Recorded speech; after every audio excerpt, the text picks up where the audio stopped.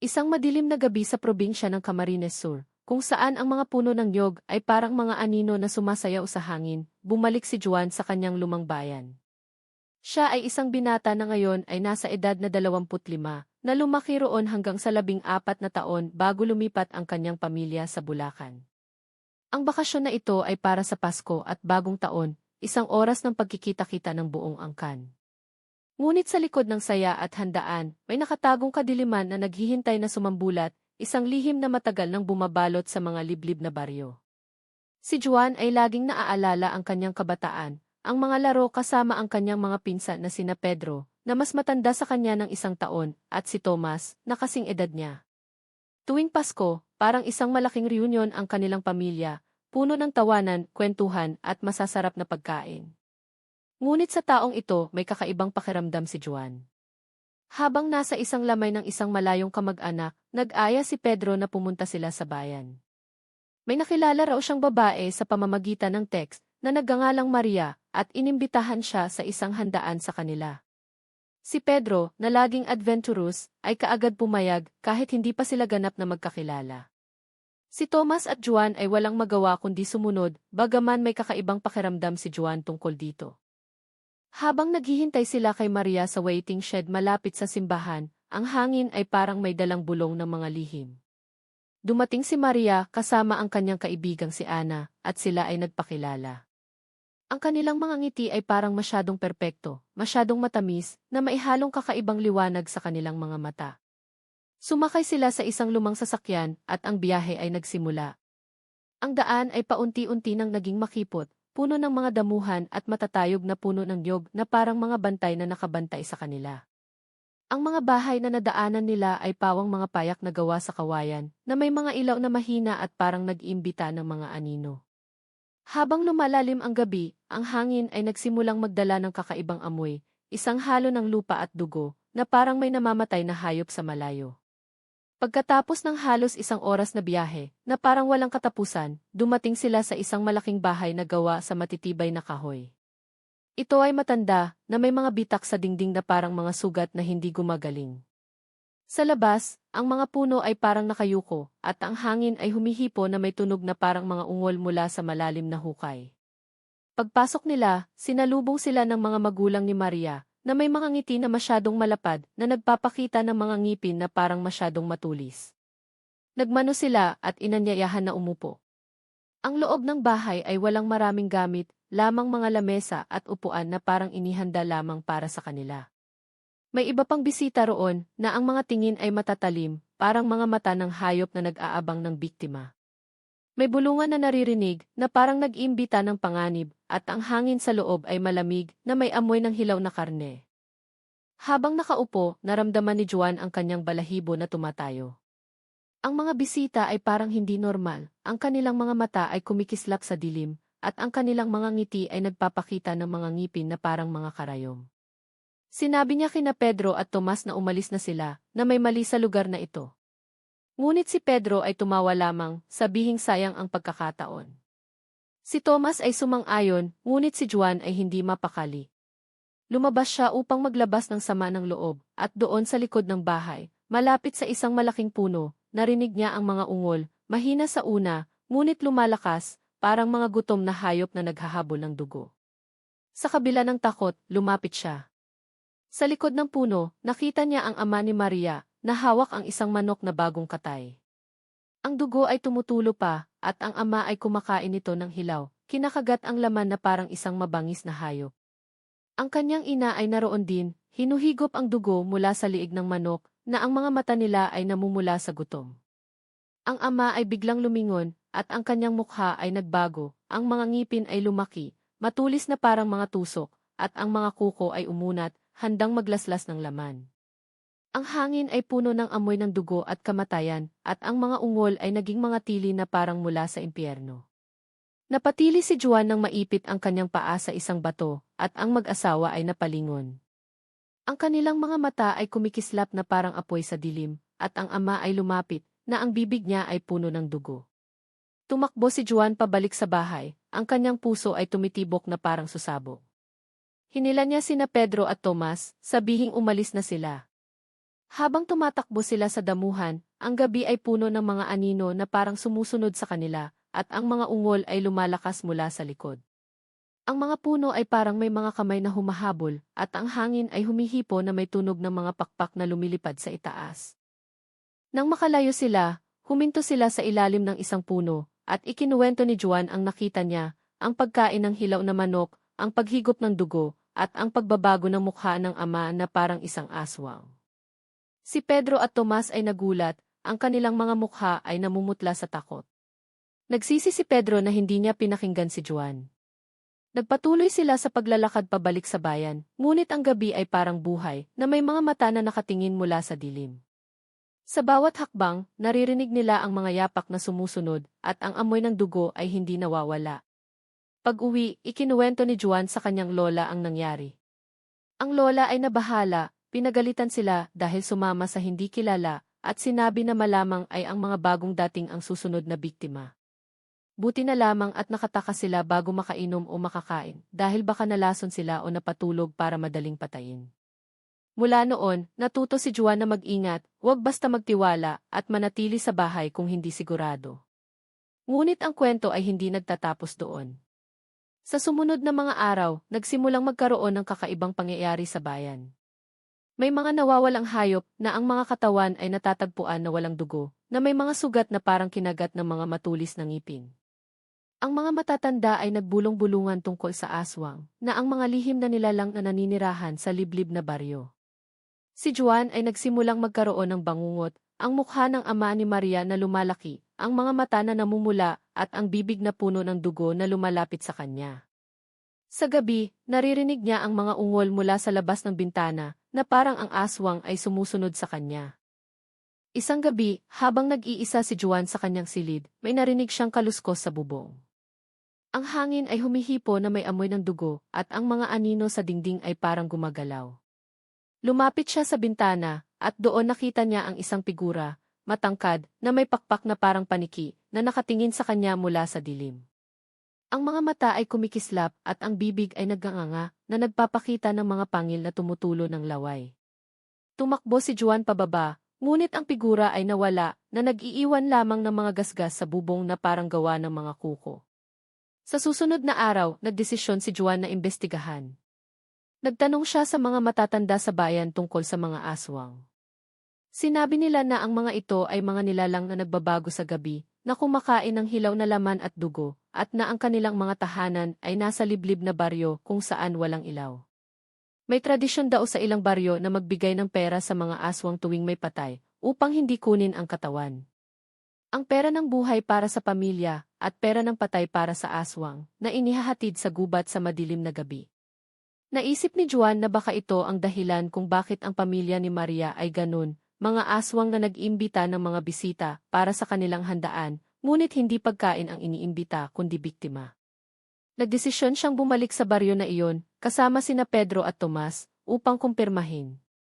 Ang biyahe ay mas nakakatakot ngayon na ang daan ay parang mas makipot at ang mga puno ay parang may mga mukha na nakangiti ng masama. Dumating sila sa bahay, ngunit ito ay walang tao, lamang mga bakas ng dugo sa sahig, at mga buto ng hayop na nakakalat. Sa likod, ang puno kung saan nakita ni Juan ang pagkain ng manok ay puno ng mga gasgas na parang may mga kuko na naghukay. Habang naghahanap, narinig nila ang mga ungol muli at biglang lumabas ang mga figura mula sa dilim, ang pamilya ni Maria, na ngayon ay nagbago na. Ang ama ay may mukha na parang hayop na may mahabang kuko at pangil, ang ina ay kumakain ng isang daga na hilaw, at si Maria ay may pakpak na lumalabas mula sa likod. Tumakbo sila. Ngunit ang mga aswang ay humabol, ang kanilang mga tili ay parang sumisigaw ng gutom. Ang gabi ay puno ng takot na ang mga anino ay humahabol at ang hangin ay puno ng amoy ng kamatayan. Nakatakas sila sa wakas, ngunit ang takot ay nanatili. Sa bayan, nagsimulang kumalat ang kwento at ang mga matatanda ay nagbigay ng babala. Si Juan ay nagsimulang magsaliksik pa at natuklasan ang isang matandang alamat na ang baryo na iyon ay pinamumugaran ng mga aswang mula pa noong unang panahon na nagbabago sa gabi upang manghuli ng biktima. May mga kwento ng nawawalang tao na ang mga katawan ay natatagpuan na walang dugo, na may mga sugat na parang kinain ng mga hayop. Sa sumunod na mga gabi, ang bangungot ni Juan ay lumala, nakikita niya ang ama ni Maria na lumalapit, ang bibig na nagnganga at ang dugo na tumutulo sa kanyang mukha. Naririnig niya ang mga pakpak na lumilipad sa labas at ang mga kuko na kumakalmot sa pinto. Isang gabi, nagising siya sa isang malakas na ingay at nang lumabas, nakita niya ang isang aswang sa bakuran, matangkad, na may balahibo na itim at mga mata na namumula. Ang nilalang ay lumapit, na ang bibig ay puno ng dugo mula sa isang bagong biktima, at ang hangin ay puno ng tili na parang mula sa impyerno. Tumakbo si Juan pabalik sa loob, ngunit ang aswang ay sumunod, ang mga kuko nito ay kumakalmot sa dingding na parang sinusubukang pumasok. Ang buong bahay ay nanginginig, at ang ilaw ay kumikislap na parang may mahika na naglalaro. Si Pedro at Tomas ay nagising, at sila ay nagbarikada, ngunit ang mga ungol ay lumalakas, at ang amoy ng dugo ay pumupuno sa hangin. Sa wakas, nang sumikat ang araw, nawala ang nilalang, ngunit nag-iwan ng mga bakas, mga gasgas sa pinto, at isang patak ng dugo sa sahig. Mula noon, si Juan ay naging mas mapagmatsyag. Nagdesisyon silang maghanap ng tulong mula sa isang matandang albularyo sa bayan, na kilala sa paglaban sa mga aswang.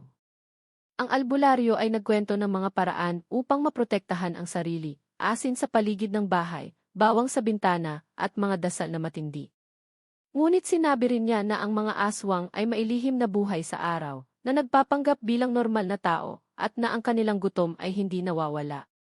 Sa susunod na mga araw, nagsimulang magkaroon ng mga pag-atake sa bayan, mga hayop na nawawala, mga bata na nagkukwento ng mga anino sa gabi, at mga matatanda na namamatay ng walang dahilan, na ang mga katawan ay walang dugo.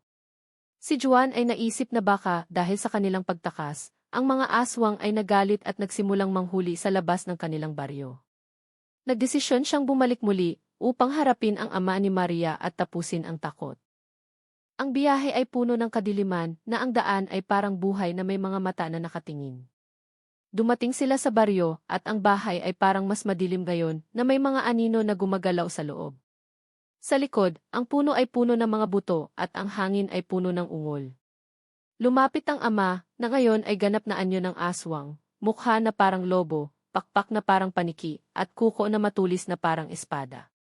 Ang laban ay nagsimula, na ang aswang ay sumasalakay ng mabilis, ang mga pangil nito ay lumalapit sa liig ni Juan. Ngunit si Juan ay may dala na bawang at asin, na nagpapahina sa nilalang. Ang aswang ay sumigaw ng sakit, ang tili nito ay parang sumisira sa hangin, at ang dugo nito ay tumutulo na itim at mabaho. Sa wakas, natalo nila ito, ngunit ang gabi ay hindi pa tapos, may mga iba pang aswang na lumalabas mula sa dilim, ang kanilang mga mata ay puno ng galit at gutom. Sa gitna ng laban, ang hangin ay puno ng mga tili na parang sumisigaw mula sa mga libingan, at ang mga aswang ay lumalabas mula sa bawat sulok ng dilim. Ang kanilang mga anyo ay nakakatakot, balahibo na itim at mamasa-masa, pakpak na parang mga higanting paniki na lumilipad ng mabilis, at mga mata na namumula na parang dugo na kumukulo. Si Juan ay hawak ang bawang na parang sandigan, ngunit ang mga nilalang ay hindi madaling matalo. Ang isa ay lumundag patungo kay Pedro, ang mga kuko nito ay naglaslas sa hangin, na halos umabot sa kanyang dibdib. Ang dugo ay nagsimulang tumulo mula sa isang maliit na sugat, at ang amoy nito ay nagpapahina sa kanila, na parang nag-iimbita ng higit pang gutom. Tumakbo sila sa gubat, ang mga puno ay parang may mga sanga na humahabol, at ang lupa ay malambot na parang lumulunok sa kanilang mga paa. Ang mga ungol ay lumalakas, na maihalong mga tawa na parang mula sa mga multo na nagdiriwang ng kamatayan. Si Tomas ay nadapa, at isang aswang ay lumapit, ang bibig nito ay nagganganga na nagpapakita ng mga pangil na tumutulo ng itim na laway. Si Juan ay naghagis ng asin, at ang nilalang ay sumigaw ng sakit, ang balat nito ay parang nasusunog sa apoy na hindi nakikita. Ngunit ang iba ay patuloy na humahabol, ang kanilang mga pakpak ay nagpapahagupit sa hangin na parang bagyo ng kadiliman. Nakarating sila sa isang maliit na ilog, na ang tubig ay itim sa gabi, at ang mga bato ay madulas na parang mailangis ng dugo. Tumalon sila, ngunit ang mga aswang ay lumilipad sa itaas, ang kanilang mga anino ay sumasakop sa buwan na parang kumot ng kamatayan. Si Maria ay lumitaw muli, ang kanyang mukha ay nagbago na, ang magandang ngiti ay naging isang ngisi ng gutom, at ang kanyang mga mata ay kumikislap na parang mga bituin na namamatay. Bakit kayo tumakas? Kayo ang aming handaan, sabi niya sa isang boses na parang bulong mula sa hukay, na maihalong tawa na nagpapakilabot sa kanilang mga buto. Sa wakas, nakarating sila sa hangganan ng baryo, kung saan ang mga aswang ay huminto, na parang may hindi nakikitang harang na nagpipigil sa kanila. Ang mga nilalang ay sumigaw ng galit, ang kanilang mga tili ay umaalingaw sa gabi na parang babala ng higit pang panganib.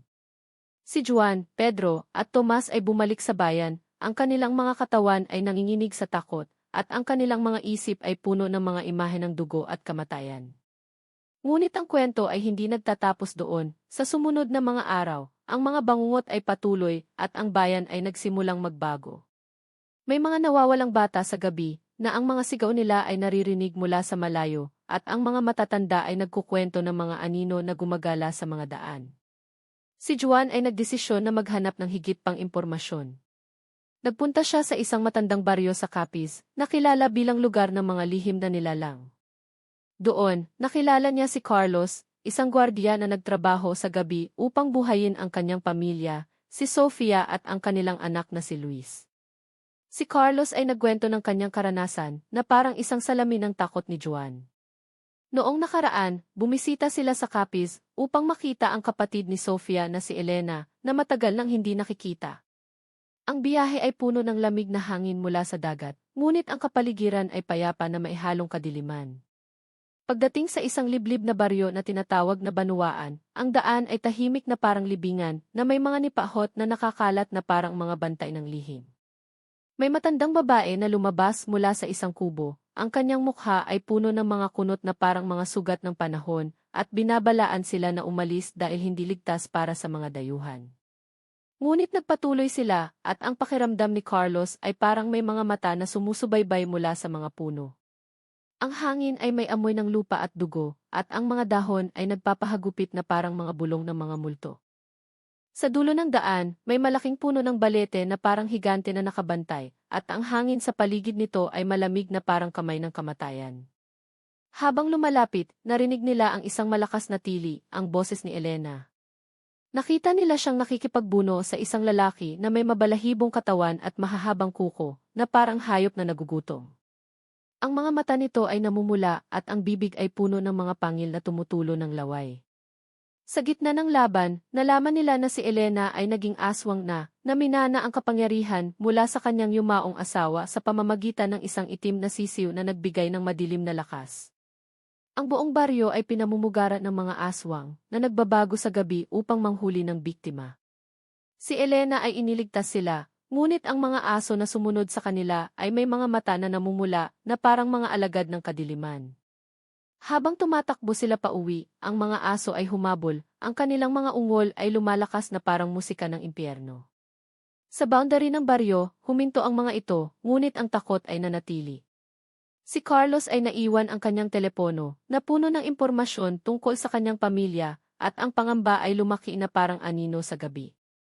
Sa kanyang trabaho bilang gwardiya, si Carlos ay laging mag-isa sa dilim, ngunit ngayon, ang bawat kaluskos ay parang hakbang ng aswang. Isang gabi, sa garahe ng kondominium, narinig niya ang mahinang ingay mula sa madilim na sulok, at nang sumilip, ang hangin ay malamig na may amoy ng dugo. Ang mga alaala ng Banuaan ay bumalik, ang mga aswang na lumalapit, ang kanilang mga pangil na lumalabas sa dilim. Naisip niya kung nandito rin sila sa lungsod, nagtatago sa mga anino, naghihintay ng tamang oras. Paglipas ng mga linggo, bumalik si Elena ng lihim, na nagpapakita ng kanyang pagmamahal bilang aswang pa rin. Ngunit ang kanyang mukha ay maihalong kalungkutan, na parang nawawala sa dalawang mundo. Si Juan ay nakinig sa kwento ni Carlos, at ang takot ay lumaki, ang mga aswang ay hindi lamang sa liblib na baryo, kundi maaaring kumalat saan man. Nagdesisyon siyang maghanap pa, at nagpunta sa Masbate, sa isang maliit na bayan na puno ng mga puno ng niyog at payapang buhay.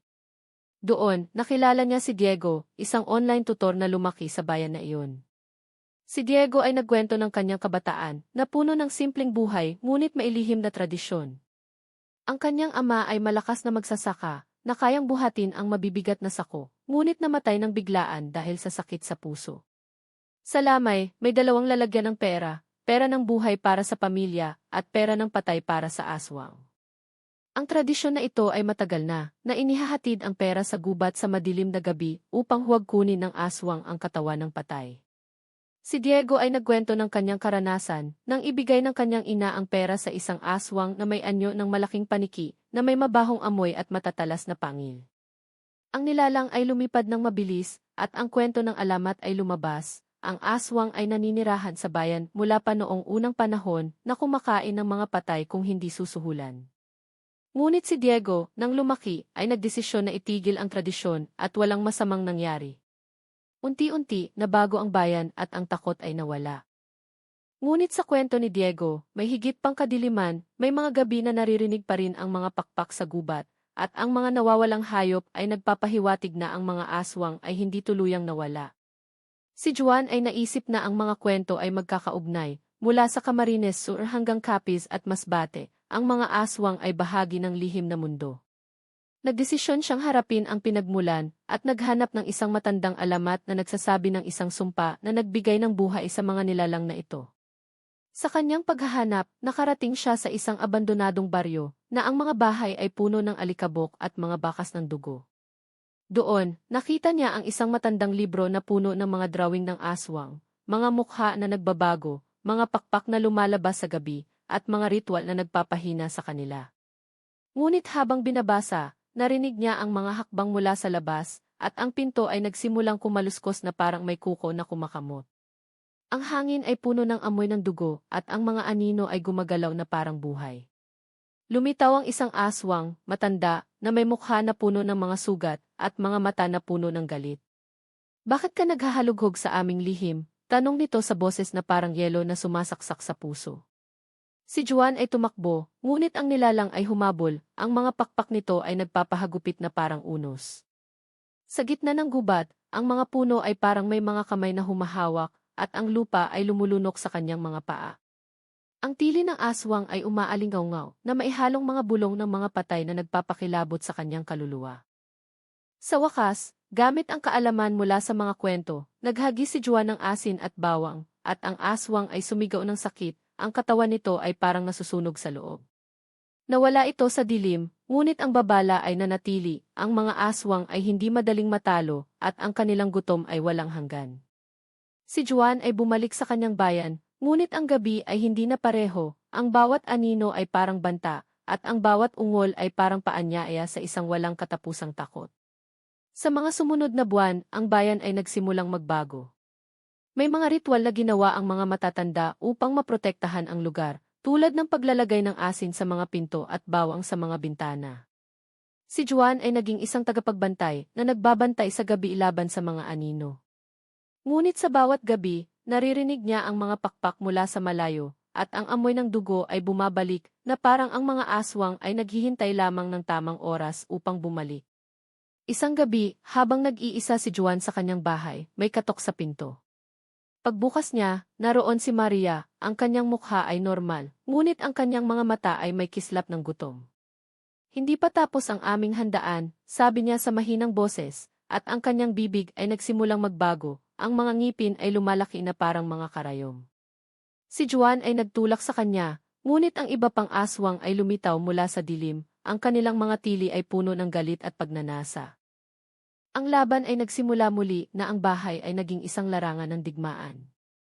Ang mga kuko ay naglaslas sa dingding, ang dugo ay tumutulo mula sa mga sugat, at ang hangin ay puno ng mga ungol na parang mula sa libingan. Si Pedro at Tomas ay dumating, at sila ay naglaban ng magkasama, gamit ang asin, bawang, at mga dasal na natutunan mula sa mga matatanda. Ang mga aswang ay sumisigaw ng sakit, ang kanilang mga katawan ay nasusunog sa loob, at isa-isa silang nawawala sa dilim. Sa wakas, nang sumikat ang araw, ang mga aswang ay nawala, ngunit ang bayan ay may mga bakas ng takot, mga gasgas sa mga pinto, patak ng dugo sa lupa, at mga alaala na hindi mawawala. Si Juan ay natuto na ang kadiliman ay bahagi ng buhay, ngunit ang liwanag ay maaaring manalo kung may tapang at kaalaman. Mula noon, ang kwento ay kumalat na nagiging babala sa lahat. Huwag sumama sa hindi kilala, mag-ingat sa gabi, at laging maghanda laban sa mga lihim na nilalang na naghihintay sa dilim. Ngunit sa dulo ng lahat, may isang huling twist. Sa isang madilim na gabi, nang mag-isa si Juan, narinig niya ang isang bulong mula sa salamin, "Babalik kami." At ang kanyang refleksyon ay ngumiti ng matulis, na parang ang sumpa ay nagsisimula pa lamang. Ang takot ay walang katapusan, at ang gabi ay laging puno ng mga lihim na naghihintay na sumambulat.